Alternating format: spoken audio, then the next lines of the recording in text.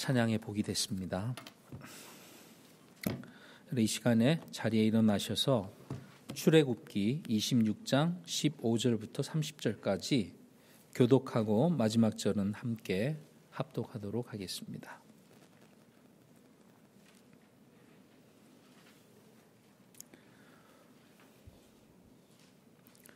출애굽기 26장 15절부터 30절까지입니다. 또 너는 성막에 쓰기 위해 시띠나무로 널빤지들을 만들어 세우되 한 널빤지의 길이는 10규빗, 한 널빤지의 너비는 1규빗 반으로 하며 한 널빤지에 촉 2개를 내되 서로 맞닿도록 가지런히 내고 성막의 모든 널빤지들 위에 그와 같이 만들지니라. 너는 성막에 쓰기 위해 널빤지들을 만들되 남쪽을 향한 남쪽 면에 널빤지 20개를 만들고 그 20개의 널빤지 밑에 은으로 밑받침 40개를 만들지니 곧 이 널빤지 밑에도 그것의 두 촉을 위해 밑받침 2개를 만들고 저 널빤지 밑에도 그것의 두 촉을 위해 밑받침 2개를 만들지니라. 너는 성막의 둘째 면에 쓰기 위해 북쪽 면에 널빤지 20개를 만들고 은으로 그것들의 밑받침 40개를 만들지니 곧 이 널빤지 밑에도 밑받침 2개를 만들고 저 널빤지 밑에도 밑받침 2개를 만들지니라. 너는 서쪽을 향한 성막의 면들을 쓰기 위해 널빤지 6개를 만들고 두 면에 있는 성막의 모서리들에 쓰기 위해 널빤지 2개를 만들어서 그것들을 밑에서 함께 연결하고 그것의 머리 위에서 한 고리와 함께 연결하여 그것들 2개를 다 그와 같이 만들고 그것들이 두 모서리가 되게 할지니라. 그것들은 널빤지 8개와 은으로 만든 그것들의 밑받침 6개인데 이 널빤지 밑에 밑받침 2개, 저 널빤지 밑에 밑받침 2개가 있을지니라. 너는 시띠나무로 가로막대들을 만들되 성막의 이쪽 면에 널빤지들에 쓰기 위해 5개, 성막의 저쪽 면에 널빤지들에 쓰기 위해 5개, 서쪽을 향한 두 면을 위해 성막의 면에 널빤지들을 쓰기 위해 5개를 만들지니라. 또 너는 널빤지들 한가운데 있는 중간 가로막대기가 이 끝에서 저 끝에 이르게 하고 널빤지들을 금으로 입히며 가로막대기들을 넣을 자리로 그것들의 금고리들을 만들고 그 가로막대기들을 금으로 입힐지니라. 너는 산에서 내게 보여준 성막의 양식에 따라 성막을 세울지니라. 아멘. 자리에 앉겠습니다. 성소 널빤지의 영적 의미라는 말씀 선포가 있겠습니다.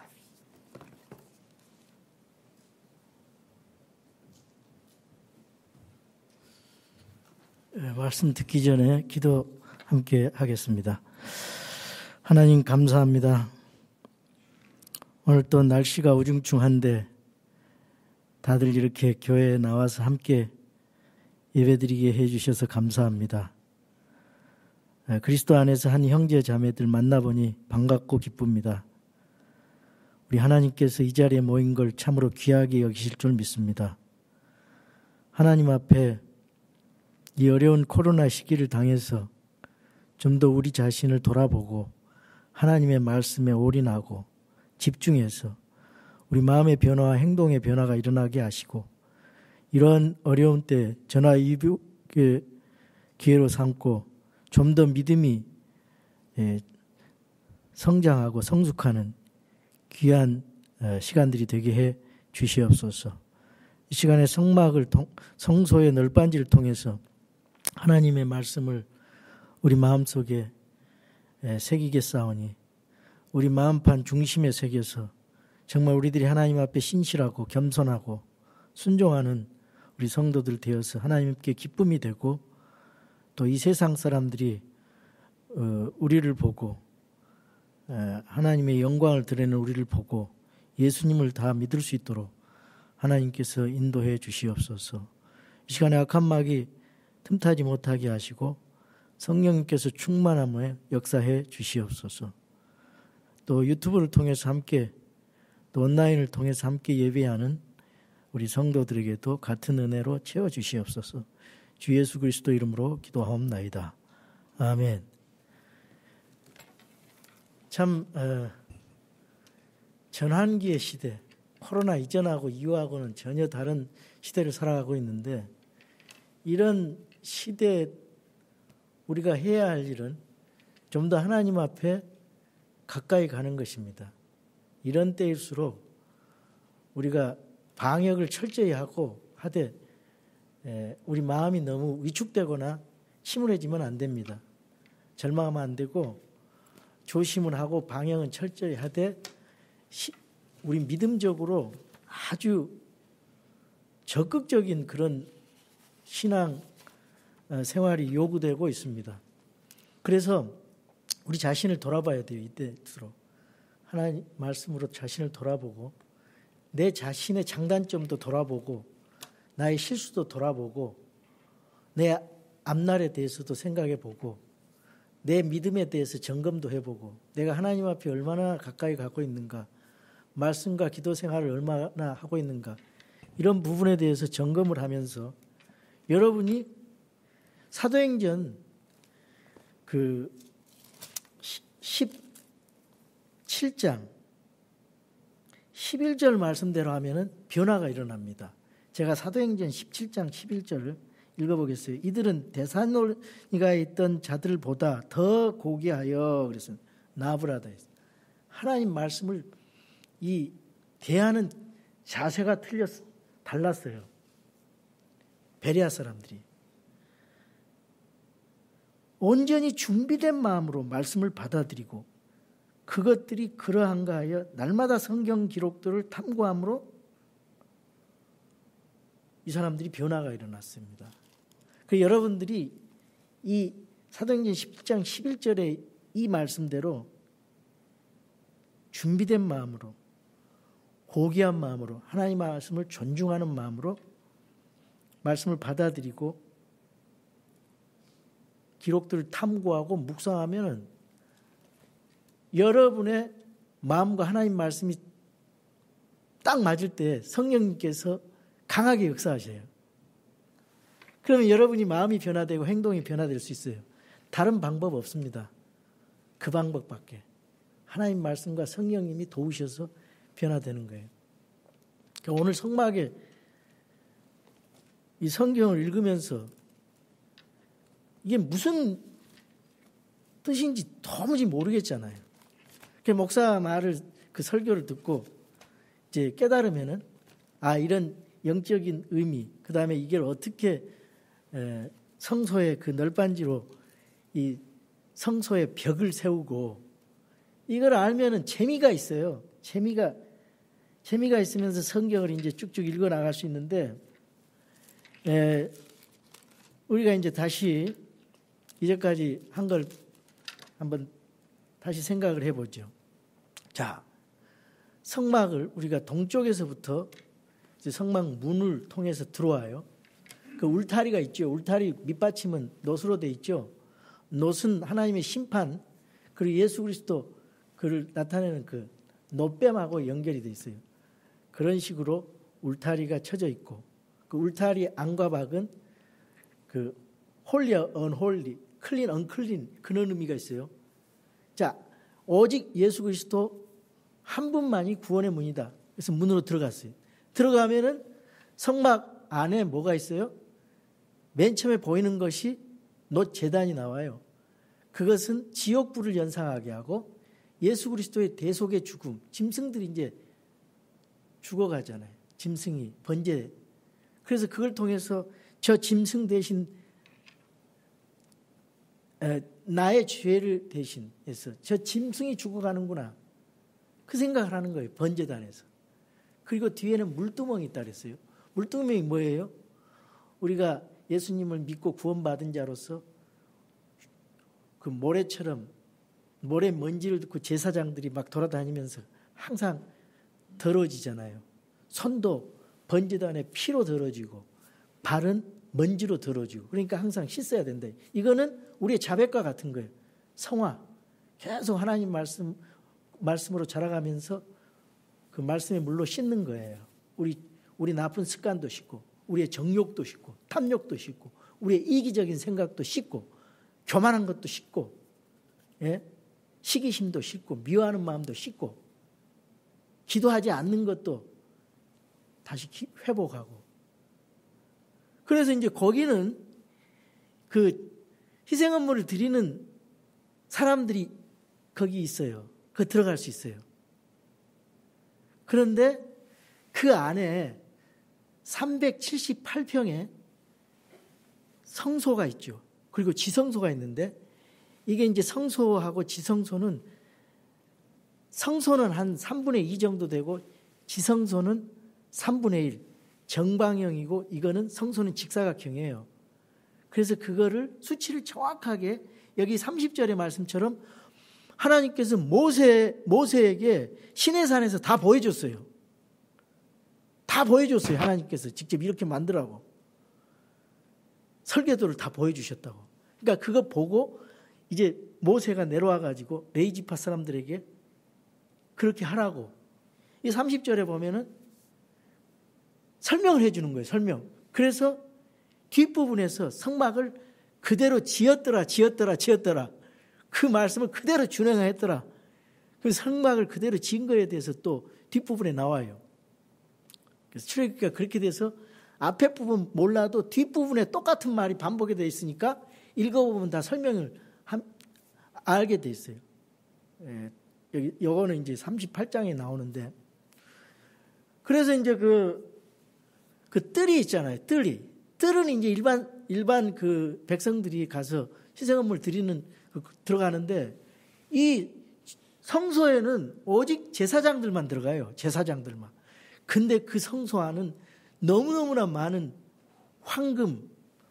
금이 그냥 많이 도금이 돼가지고 또 금을 사용하는 그런 물건들이 있다 보니까 그 안에 평당 지금 돈으로 20억이래요.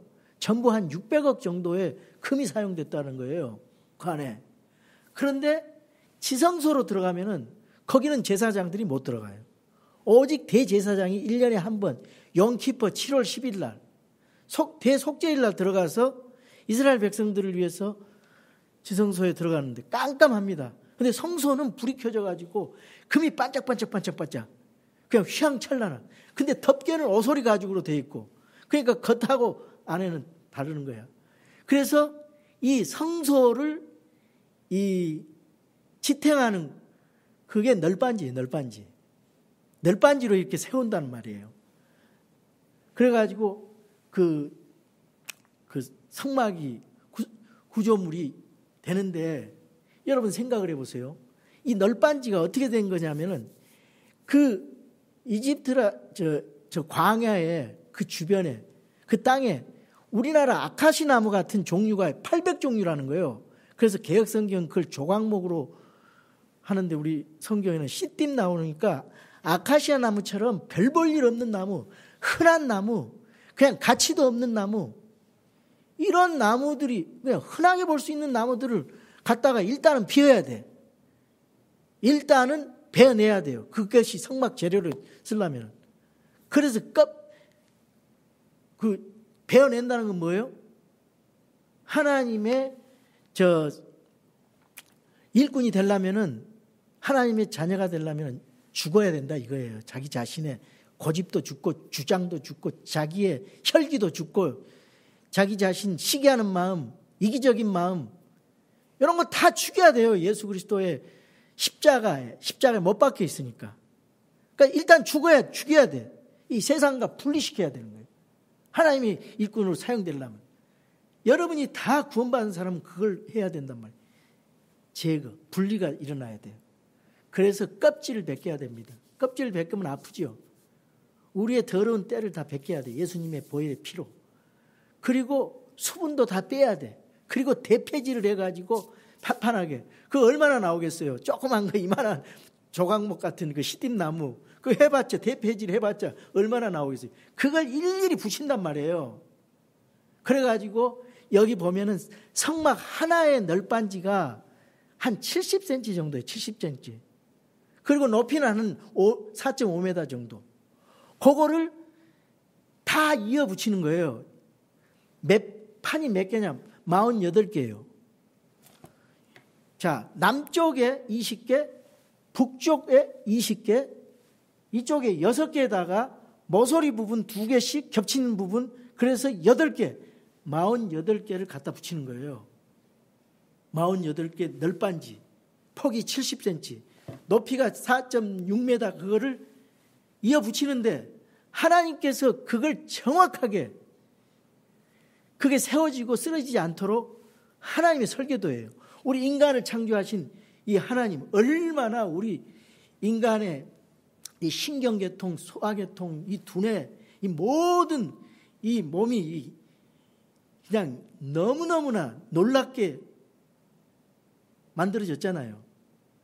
그 하나님께서 성막도 쓰러지지 않게 그 안에 많은 영적인 상징적인 의미가 있어요.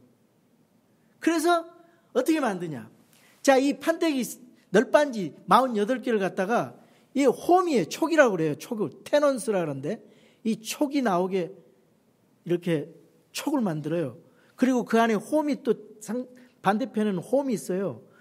그걸 2개씩 내라는 거예요. 그걸 이어 붙이는 거예요. 홈을. 밑에도 은으로 되어 있어요. 성소에는. 은이 한 34kg 정도 되는 하나의 은받침이 은받침. 거기에다 홈을 내요. 그리고 촉을 낸단 말이죠. 그래서 갖다 붙이는 거야. 그래서 쭉 이렇게 집어넣으면은 쓰러지지 않도록 붙이고 옆으로도 붙이고 그렇게 돼 있어요. 그거에 이제 그 널빤지에다가 금으로 입히라 그랬잖아요. 금으로 입혀. 그걸 이렇게 촉이라든가 이 홈에다가 집어넣어요. 촉 2개씩 만들어가지고. 그 촉이 96개. 각 2개씩이니까. 그럼 밑에도 있어요. 촉이. 그리고 홈이 있어가지고 은받침이 각 2개씩 밑에 있어요. 그래서 은으로 아주 고정을 시켜서 지탱을 하게 하는 겁니다. 은이 무거우니까 은으로. 그래서 이어 붙이는 거예요. 2개씩. 그래서 48개니까 96개의 은받침으로 이렇게 갖다 붙이고 그것도 모자르니까 옆에 그러니까 하나의 판 5개, 10개씩 20개씩이니까 이쪽에 10개 위에 고리하고 링이 있어요. 그리고 이게 제 개혁성경에는 띠가 있는데 띠가 아니에요. 바에 바. 나무 막대기. 가로 막대기에다가 도금을 했어요. 그래가지고 그 고리를 위에 부분에도 넣고 밑에 부분에도 넣어가지고 고리를 이렇게 집어넣어요. 10개씩. 밑에도 10개씩 집어넣고 저쪽에도 10개씩 여기도 나무 바로 기둥으로 10개씩 집어넣어가지고 그럼 4군데는 됐잖아요. 그거를 전체적으로 20개를 통하게 이 고리에다가 전체 이쪽에서 저쪽 끝까지 20개를 다 낄 수 있는 중간 막대가 필요해요. 지금 그 얘기하는 거예요. 그걸 생각을 하면서 한번 읽어보시라고. 아, 이 말씀이구나. 그러면은 이제 그 남쪽에도 그렇게 하고 북쪽에도 그렇게 하고 뒤에 이제 서쪽에도 그걸 5개씩 위아래로 하고 중간 걸고 옆에 모서리 걸고 그러면은 이게 성막이 쫙 안 무너지게 돼 있어요. 쫙 지탱이 돼가지고 이걸 이제 풀어가지고 다음 여행지에 가서 또 그거를 레인들이 조립하는 거예요. 예, 그렇게 해서 성막 널빤지가 세워지는데 여러분 이 성막 널빤지는 뭐를 상징하냐면은 구원받은 성도를 상징하고 있어요. 구원받은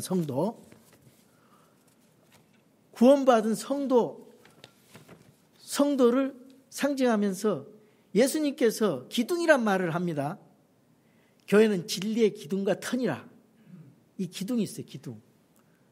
그리고 이 그 성경에 보면은 이어져 연합돼서 건축물로 세워져 가느니라, 이런 말씀이 구약에 있는 그 성막 생각하면서, 그 성전 생각하면서 사도 바울이 거기에 근거해서 그렇게 용어를 써서 신약 성경을 기록하는 것입니다. 그러니까 구약에 있는 그런 내용들을 신약으로 읽으면은 아하, 이게 무슨 말씀이구나 이해가 돼요. 근데 우리는 이스라엘에서 살아보질 않았기 때문에 구약 성경을 태워서 배우는데, 이스라엘 사람들은, 유대인들은 그걸 이해를 한다고요. 아, 이게 무슨 말인지 이해가 돼요. 그래서 우리가 여기서 이제 배울 수 있는 게 뭐냐?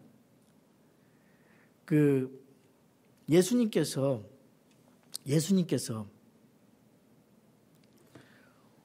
우리를 하나의 띠로, 화평의 사랑에 매는 띠로 하나로 만들어줬어요.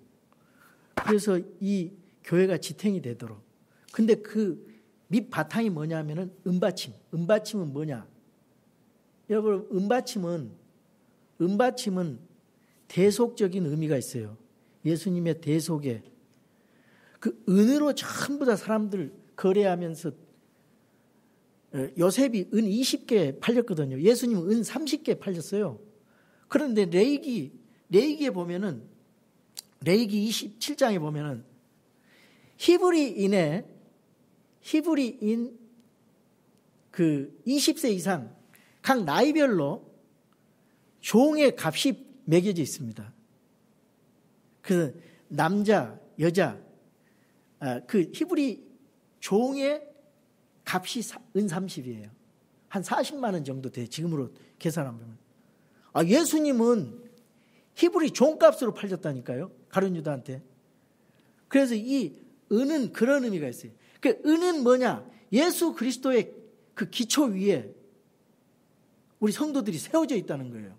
그게 이제 뒤에 보면은 사도와 모퉁이 돌 대신 예수님 위에, 사도들 위에 우리 교회가 형성이 돼서 세워져 간다고 그런 말씀이 에베소서 나오고 그러는데, 자, 그래가지고 이걸 다 연결하는 거는 그 띠로 연결하는 거예요. 띠로. 그래서 로마서 5장 5절에 이런 말씀이 있습니다. 이건 이제 성도의 연합에 대한 거를 성막 널빤지가 가르쳐 줍니다. 그 코이노니아, 교제에 대한 것도 가르쳐 주고, 연합을 가르쳐 주고, 일치를 가르쳐 주고, 단결과 협동을 가르쳐 줘요. 그래서 교회가 그리스도 안에 기초 위에서 연결돼 가지고 교회가 견고하게 세워진다, 이제 이런 의미가 있는 것입니다. 그래서 로마서 5장 5절에 소망이 우리를 부끄럽게 하지 아니하면 우리에게 주신 성령님에 의하여 하나님의 사랑이 우리 마음에 넓게 부어졌기 때문이라. 그런데 우리가 예수님 사랑으로 이미 사랑이 성령님에 의해서 부어졌어요. 우리 예수님의 사랑이 우리에게 나눠져서 부어졌습니다. 우리가 구원받을 때. 그리고 골로새서 3장 14절에 보면은 이런 말씀이 있어요. 자, 13절. 누구와 다툴 일이 있거든 서로 참고 서로 용서하되 그리스도께서 너희를 용서하신 것 같이 너희도 그리하며. 14절. 이 모든 것 위에 사랑을 입으라. 사랑은 완전하게 매는 띠니라 그랬어요. 아까 그 바 있죠? 그 촉 있죠? 이거 다 사랑으로 매는 띠라 그랬어요. 사랑은 완전하게 매는 띠니라. 하나님의 화평이 너희 마음속에서 다스리게 하라. 너희도 그 화평에 이르도록 한 몸 안에서 부르심을 받았으니 감사하는 자가 되라. 그래서 우리 교회에서는요, 이게 일어나야 돼. 이러한 연합 일치 운동이 진리 안에서, 우리 교회 안에서 이게 일어나야 됩니다. 자, 우리 성도들은 세상에 살지만은 예수님 안에서, 예수님 기초 안에서, 기초 위에 세워진 하나의 건물과 같아요. 우리 성도 한 사람 한 사람이 널빤지가 같아요. 그래서 그 예수님이 주신 그 사랑으로 연결돼 있습니다. 연결돼 있어요.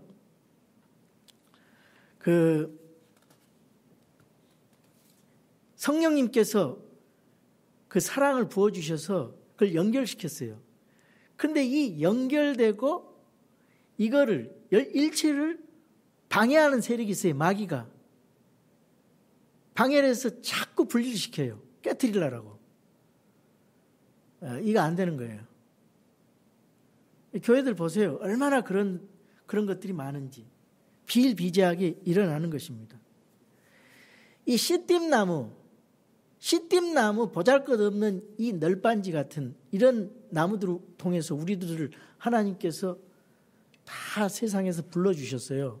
그래서 사도 바울은 고린도전서 1장 26절에서 29절에 형제들아 너희를 부르신 것을 너희가 보거니와 부르심을 받은 자로서 육체를 따라 지혜로운 자가 많지 아니하고 강한 자가 많지 아니하며 고귀한 자가 많지 아니하는도다. 보잘것없고 세상에서 정말 아무것도 아닌 우리들을 다 불러주셨다 이 말이에요. 그러나 하나님께서 지혜로운 자들을 당황하게 하려고 세상의 어리석인 것들을 택하시고 하나님께서 강한 것들을 당황하게 하려고 세상의 약한 것들을 택하시며 하나님께서 있는 것들을 쓸모없게 하려고 세상의 천한 것들과 멸시받는 것들을 택하시고 참으로 없는 것들을 택하셨으니 이것은 어떤 육체도 자신 앞에서 자랑하지 못하게 하려 함이라. 이 말씀 가지고 여러분 생각나는 게 있을 거예요. 저와 여러분 다 이 세상에서 부족하고 볼품없는 사람들 다 모아가지고 예수님께서 우리들을 위해 우리 믿음을 보시고 구원시켜 주시고 교회의 멤버가 되게 하셔서 이 킹스타운 침례 교회라는 곳에 우리를 불러주셨어요. 이거는 너무너무나 귀하고 하나님 보기에 소중한 겁니다. 여러분이 생각하는 이상으로 하나님 보시기에 소중한 거예요. 여러분 자신이. 이 세상 사람들은요, 비즈니스 하면서 효율성을 따진다고요. 그 어떻게든지 경비를 줄이고 능력 있는 사람을 요구를 합니다. 그래서 일이 맞는 사람들끼리 착착착착 능력 있게 효율적으로 일하는 거예요. 근데 이 교회는 그렇지가 않아요. 교회는 다 부족한 사람들이 모여있어요. 거기서 조금 재능 있는 사람이 있고 또 재능도 없는 사람도 있고 다 부족한. 자라는 환경도 달라. 생각하는 것도 달라요. 전혀 배경도 달라요. 이런 사람들 모아서 그리스도 안에서 사랑의 띠로 모아가지고 기적적인 거예요. 이런 모임이 공동체가 있다는 것은. 그래서 하나님이 모난 부분은 쳐져서 다듬어 주시고 부족한 부분은 격려해서 키워주시고 서로 이해하게 하시고 서로 격려하게 하시고 칭찬하게 하시고 그러잖아요. 아까도 용서하게 하더라고. 서로 이해하고 세워주고 이러면서 교회를 해나가라 그 말이에요. 교회에서 비평이나 비난하면 안 돼요. 비판하면 사람들 왜 비판하지 말아야 되냐면 나는 완벽하지 않거든. 그러니까 내가 잘못 판단할 수 있어. 그 상황을 모르잖아. 어떤 사람이 교회에 빠졌어요. 그 사람 집사인데 오늘 안 나왔어 교회. 그런 마음 갖지 말라. 그 사람이 무슨 일이 있을 거 아니에요. 말할 수 없는, 우리 모르니까. 오늘 안 나와서 참 못 만나서 서운하네. 다음 주에 만나면 좋겠다. 기도하고. 그러니까 우리가 격려를 해주고 판단하기보다는 비판하기보다는 격려를 해주고 세워주고 칭찬해주고 이게 더 훨씬 이 공동체를 살리는데 힘이 있는 것입니다. 비판하고 그러면은 이게 부정적인 것이 이게 딱 사탄이 보다가 역사를 해요. 그래서 그게 금방 전염이 되고 퍼져버립니다. 그래서 항상 우리가 잘못하더라도 그 사람 기회를 한 번 더 주고 잘못하더라도 용서해주고 세워주고 격려해주고 이러면 훨씬 가정에서 여러분 부부 생활도 마찬가지예요. 배우자가 뭐 잘못하고 뭐 그러면은 그냥 막 퍼버대지 말고 세워주시라고, 격려해주고 칭찬해주고, 자식들도 잘못돼 가면은 세워주시라고, 칭찬해주고 인정해주고 기회를 다시 주고, 이게 더 세워지는, 그거 전체적으로 봤을 때 이게 더 효과적이에요. 교육학에도 그게 증명이 됐어요. 잘못하면 잘못한 만큼 계속 지적하면 안 돼요. 그래서 우리는 마음속으로 우리 교회의 미래를, 우리 교회는 이런 모습으로 잘 가야 되겠다. 형제들 서로 지체를 위해서 기도해 주세요. 서로. 우리 저 형제는 이렇게 해서 참 훌륭하게 됐으면 좋겠다. 저 형제를 위해서 기도해 주고. 여러분, 이 코이노니아가 이 코로나 때문에 다 망가져 버렸어요. 너무나 안타까워요. 제가 코이노니아, 이 예배 드리고 가는 게 다가 아니에요. 이 교회는 혼자 지탱할 수가 없어요. 널빤지 혼자 지탱할 수 없어요. 함께 올려서, 그게 교제거든요. 교제가 안 되니까 경계를 해. 만나면은 서로 경계를 하더라고. 교제가, 코이노니아가 하나님께서 예배 다음으로 더 중요한 게 성도의 교제예요. 이게 안 되니까 너무 나는 마음이 아파. 그러니까 여러분, 교회 나와서 그냥 성도들 만나면은 따뜻하게 친절하게 인사하세요. 서로. 말은 못하지만은, 오래는 못하지만은 그냥 교회 바로 나가시지 마시고 인사해서 그동안 잘 지내시는지 눈인사도 하고, 또 마스크 끼고 말씀도 하시면서 성도의 교제 사랑으로 이렇게 해보시라고요. 이 형제 사랑이 없으면 사망에 있는 자라 그랬어요. 요한일서 3장에 14절에. 형제 사랑이 아직도 사망에 거한다 그랬어요. 형제 사랑이 그렇게 중요한 거예요. 예수님 사랑을 받은 사람은 당연히 형제 사랑이 나와야 돼. 사랑은 뭐예요? 관심이에요. 이해하는 것입니다. 주는 거예요. 뭔가 기도도 주고 아끼고 돌보고, 그게 돼야 돼요. 그런데 코로나다 보니까 그냥 막 바쁘게 서로 접촉 안 하려고, 우리 방역 이 정도 하면은 다 2m 떨어지고, 충분히 떨어지잖아요. 350석 안에 우리 뭐 기껏 해봤자 30명 다 충분히 떨어지면서 대화도 마스크 이중으로 하고 할 수 있어요. 얼마든지. 또 우리가 수요일 같은 경우는 또 줌으로, 화상으로 수요 모임도 갖고, 마음을 좀 오픈하세요. 그래서 하나님께서 모이기를 힘쓰라 그랬잖아요. 그래서 마음을 좀 넓히고 배려하는 마음을 가지고, 또 이타적이고 이렇게 돌보고 주려는 마음, 그 마음을 가지면요 훨씬 행복해지고 마음이 평화가 일어나고 주님께서 주시는 기쁨이 오고 그렇습니다. 그런데요, 사람들이 가만 보니까 이게 외로워지고 마음이 힘들어지는 거는 가만 보니까 자기 스스로 그렇게 하더라고. 남이 그렇게 만드는 게 아니에요. 자기가 고립되려고 하고, 자기가 위축되고. 아니에요. 예수님 안에서 이 교제를 세워나가요. 증폭시켜야 돼요.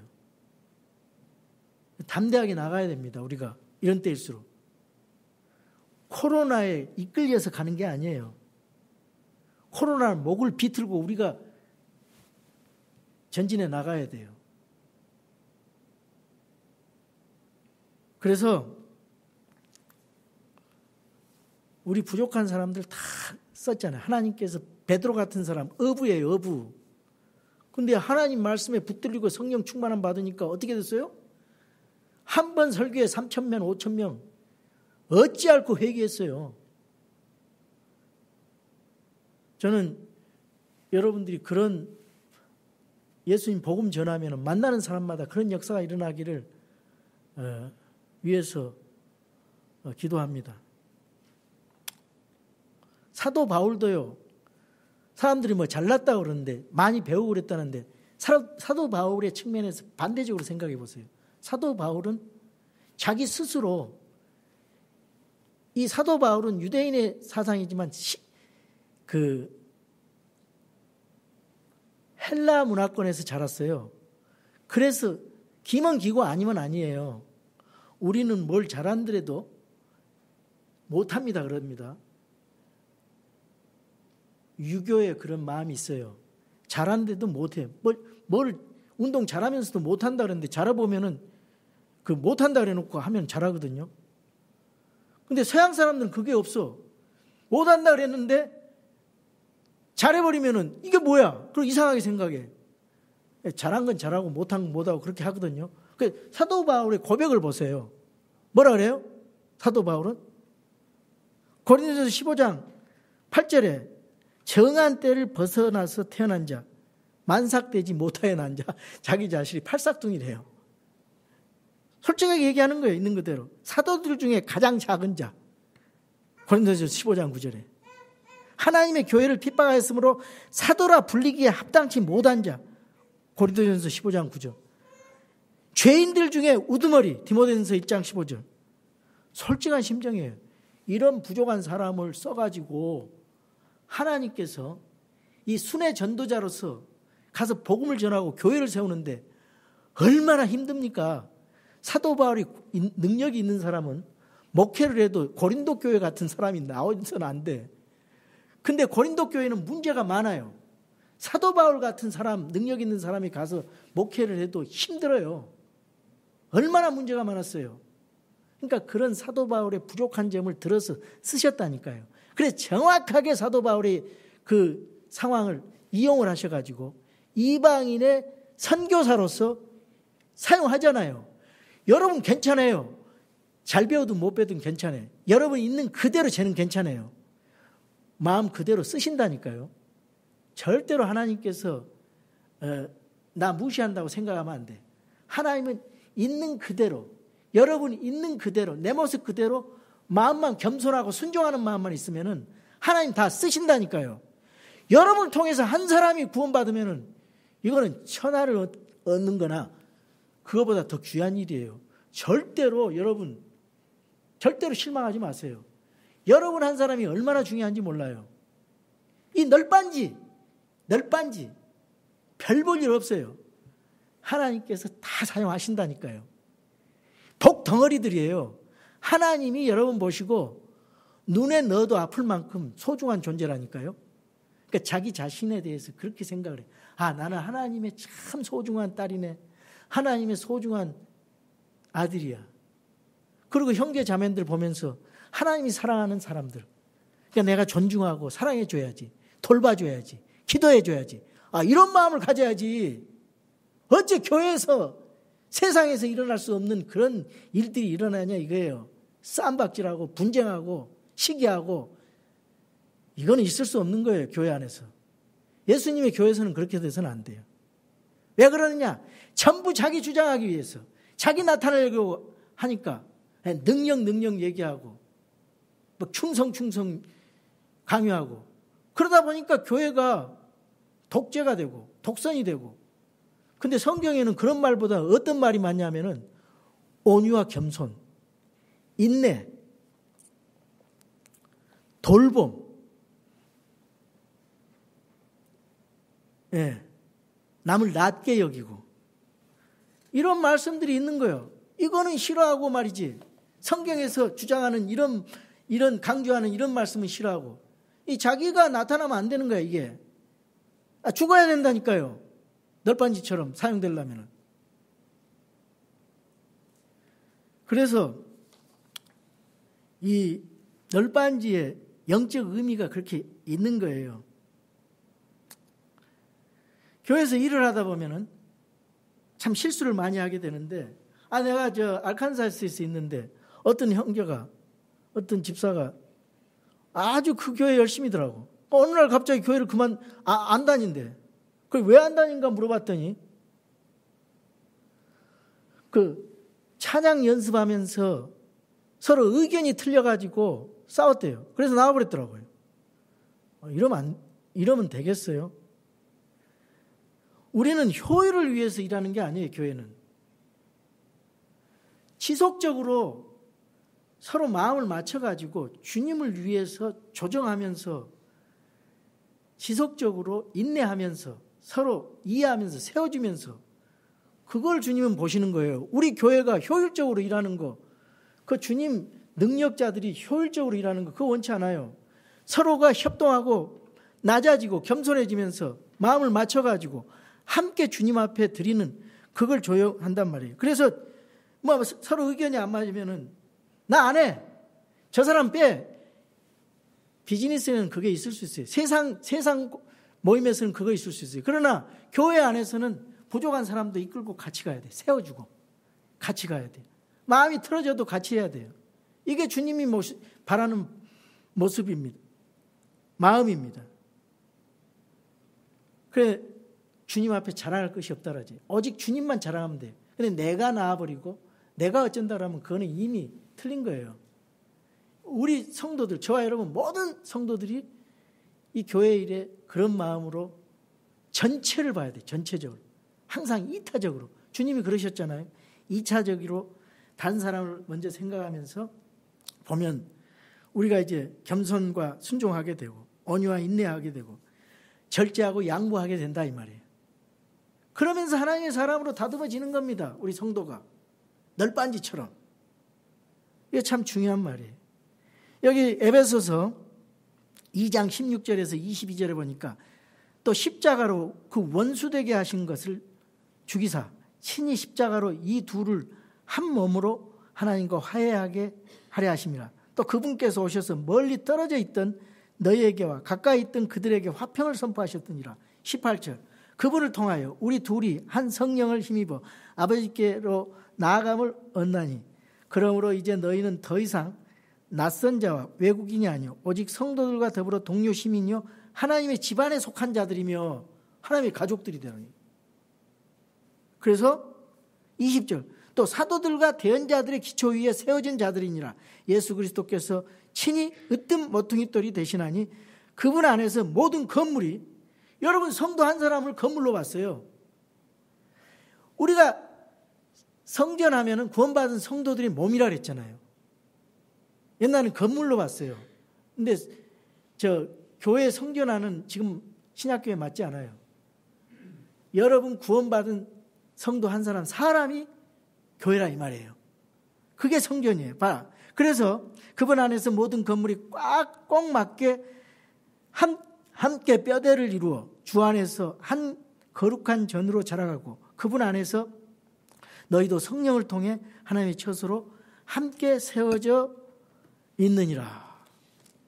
이렇게 꽉 맞춰졌으면 세워져 가면서 그러면은 일치된 한 몸이기 때문에 새끼손가락이 아무리 하는 일이 없지만은 굉장히 중요한 거예요. 한 몸이니까. 이 아파봐요. 얼마나 아프겠어요. 가시 찔려봐요. 아파요. 이거 심장보다 훨씬 안 중요해요. 그러나 이거 소중한 거예요.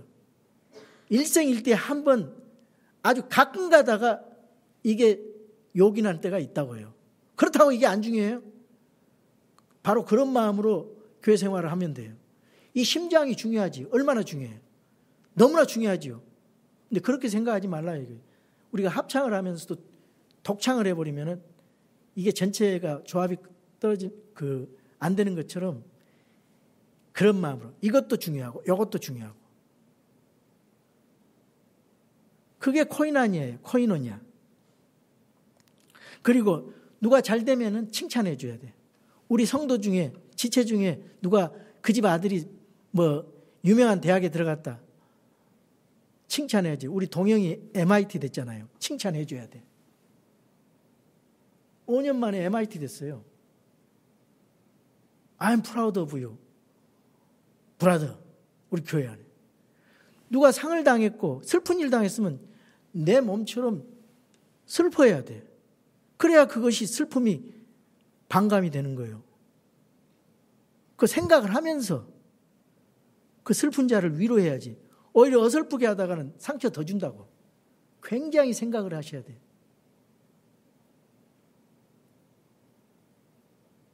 얼마나 사람들이 마음이 약하냐면요. 제가 목회 처음에 왔을 때 어떤 자매님이 이제 교회에 오셨더라고.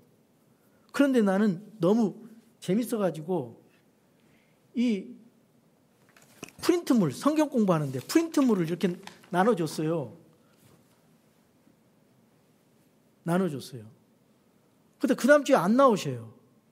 왜 안 나오냐면 던져줬다는 거야.